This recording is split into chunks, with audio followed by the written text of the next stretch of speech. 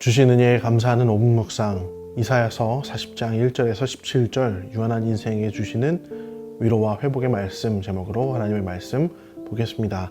내용과 잘 첫 번째 질문입니다. 이사야는 말하는 자가 외칠 내용이 무엇이라고 합니까? 이사야는 외치는 자의 소리가 있을 것이라고 하며, 그리고 그 소리는 광야에서 여호와의 길을 예비하라, 사막에서 하나님의 대로를 평탄하게 하라 라고 외친다고 말합니다. 여호와의 길이란 하나님께서 영광을 되찾으시는 길을 의미합니다. 하나님은 이제 당신의 영광을 다시금 되찾기 위해 예루살렘으로 돌아갈 길을 만드실 것인데, 광야와 사막이 이 대로를 준비할 것이다 말씀하시는 것이죠. 천지의 주인, 온 세상의 통치자이신 여호와 하나님이 걸어가실 길이 있다면 그 길이 얼마나 튼튼하고 아름답겠습니까? 그런데 하나님은 황량한 광야와 사막이 그 길을 예비하도록 하시겠다 말씀하신 것입니다. 예상 외의 일인 것이죠. 오늘 본문 말씀의 주제는 이와 같이 인간의 시각과 하나님의 시각이 얼마나 다른지에 대해, 또한 그 가운데 우리 믿는 자들이 품어야 할 하나님의 시각에 대해 말하고 있습니다. 두 번째 질문입니다.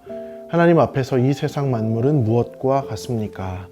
또 6절에서는 두 번째로 외칠 말씀에 대해서 말하는데요. 하나님은 두 번째로 이렇게 외치라고 하셨습니다. 모든 육체는 풀이요, 그 아름다움은 들의 꽃과 같다. 모든 육체와 그 아름다움은 한낱 풀과 들의 꽃일 뿐이라는 것입니다. 물론 들판에 핀 꽃이 아름다울지 몰라도 그 수명은 며칠에서 몇 주 사이에 불과하죠.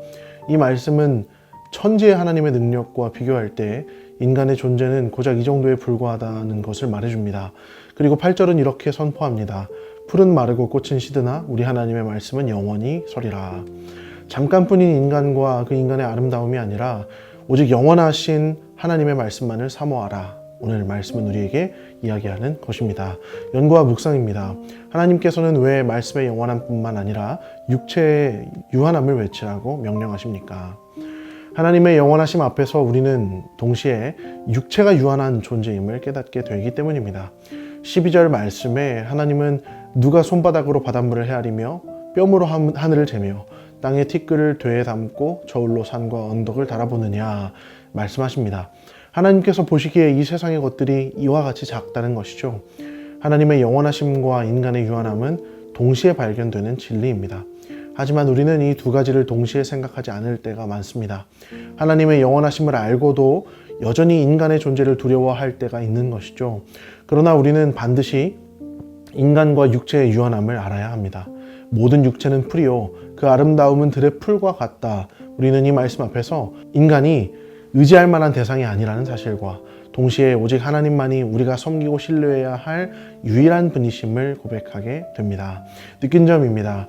열방을 한 방울 물처럼 다루시는 하나님께서 이스라엘의 회복을 약속하시는 모습을 보며 무엇을 느낍니까? 11절 말씀에 하나님께서 목자같이 양떼를 먹이시며 어린 양을 그 팔로 모아 품에 안으신다 말씀하십니다. 하나님은 비록 이스라엘을 잠깐 바벨론의 통치를 받게 하셨지만 정한 때가 이르면 그들을 구원하시고 보호하시는 목자 하나님이시라고 말씀하십니다.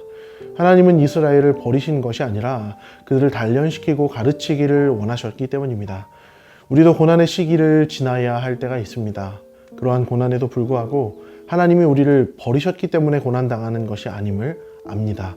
고난의 시간은 하나님이 자녀들을 단련하시는 시간입니다. 하나님의 자녀들이 하나님만을 바라보도록 초점을 맞추는 시간인 것이죠. 하나님을 의지하며 모든 어려움을 견뎌내고 극복하는 주의 자녀들이 다 될 수 있기를 소망합니다. 결단과 적용입니다. 끝나지 않을 것처럼 느껴지는 내 삶의 문제는 무엇입니까? 하나님의 영원한 약속 안에서 일시적인 어려움에 불과한 내 삶의 문제를 이겨내기 위해 오늘 무엇을 실천하겠습니까? 이 땅에서의 삶의 고난이 거셀 때가 있습니다. 치료하기 힘든 질병이나 관계에서 찾아오는 어려움, 또 재정 문제, 장래 문제, 현실 문제 등에 속해 있을 때 우리의 마음은 고통으로 얼룩지게 됩니다. 그러한 때에 우리 믿는 신자들에게 소망이 되는 것은 오늘 말씀처럼 이 모든 커다란 문제들이 하나님 앞에 두었을 때는 작은 것으로 여겨질 정도로 우리 하나님이 크시며 그 크신 하나님은 우리를 바라보며 살피시는 목자 하나님이시라는 사실입니다. 하나님을 믿는 자녀들은 문제를 작게 여길 수 있는 권세를 가졌습니다. 왜냐하면 우리 아버지께서 문제보다 훨씬 더 크시기 때문입니다. 그리고 그 하나님이 나를 돌보시기 때문이죠. 이 믿음 안에서 우리는 문제를 초월하는 놀라운 변화를 얻게 됩니다. 그러나 이 놀라운 변화는 그냥 주어지는 것이 아닙니다. 문제를 하나님께 내맡기며 문제가 작게 여겨질 때까지 하나님을 바라보며 그 앞에서 기도할 때 주어지는 것입니다. 오늘 이 기도의 시간에 간절하게 아뢰할 여러 가지 기도의 제목들이 있을 줄 압니다.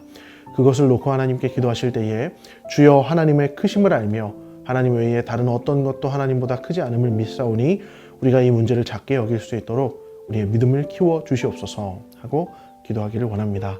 우리를 살피시는 목자 하나님의 따스한 손길이 기도의 시간 가운데 우리의 심령 위에 임할 것을 믿습니다.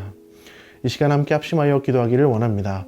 사막과 광야를 통해서도 당신의 길을 예비하시는 하나님의 능력을 더욱더 믿고 소망하게 하소서. 고난의 시간을 겪는 모든 영가족들 가운데 하나님의 크심이 믿어지는 은혜를 허락하소서.